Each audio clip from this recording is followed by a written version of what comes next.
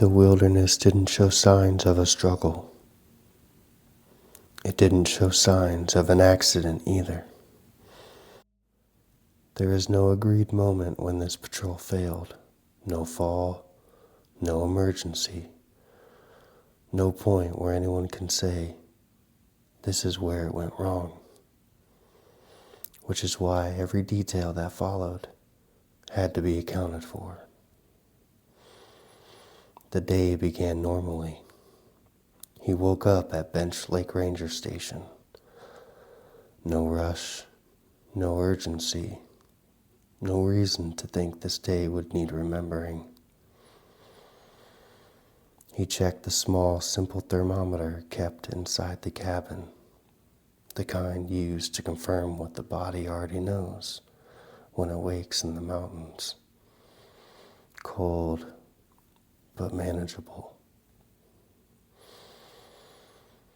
He ate a large breakfast, the kind you eat when you expect a long day on your feet. Nothing unusual. And later, that would matter. He prepared the way he always did. He packed his gear carefully. Nothing excessive, nothing missing. He brought a new two-way radio recently issued. Still powered and still waiting. Later, that radio would be found turned on. But one thing stayed behind. His personal revolver, not forgotten, left intentionally. Routine, familiar, not dangerous. Which meant he didn't believe the land would ask anything unexpected of him. Before leaving, he wrote a note. Not a message, not a warning, just information. He fastened it to the cabin door. I'm going on patrol, back on the 24th. No explanation, just a man expecting to return. He didn't take anything else unusual with him, just an old ski pole repurposed as a walking stick, worn, reliable, and familiar in the hand. And then he walked away from the station, alone. That afternoon, rain moved through the area.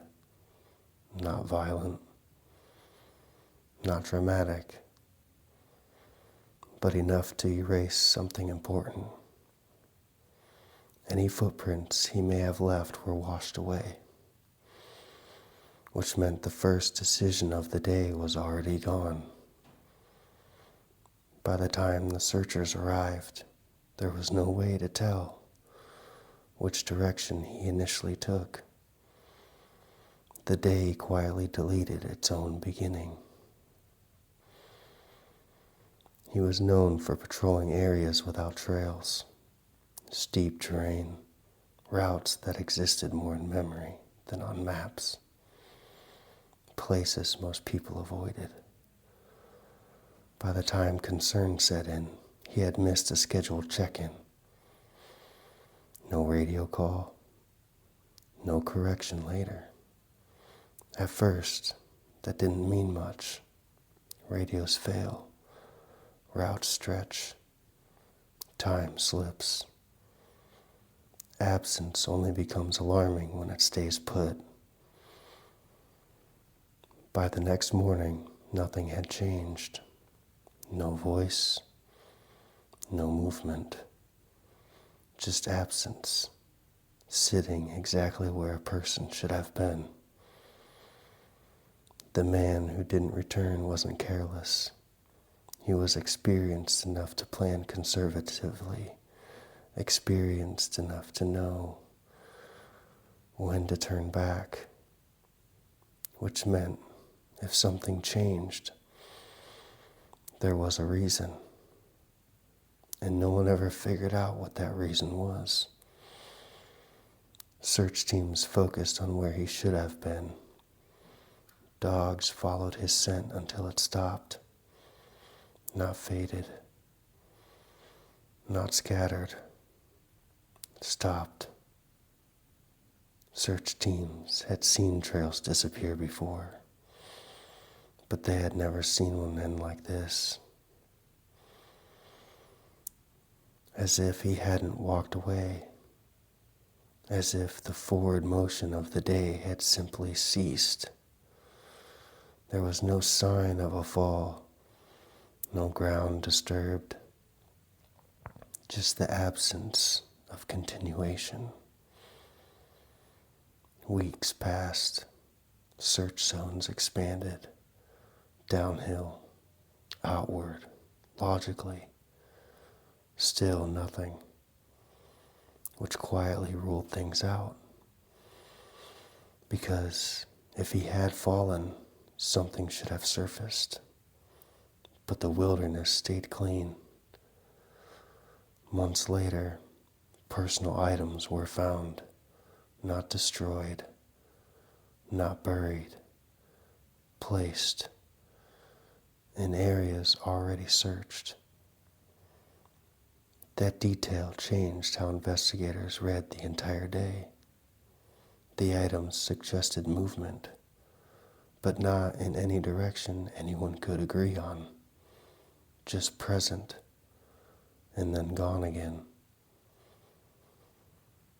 Years later, remains were located, not answers.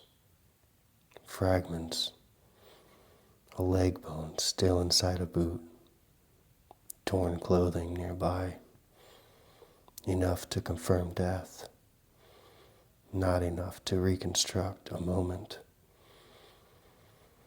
One explanation offered was a snow bridge, a thin surface over empty space, solid from above, empty underneath.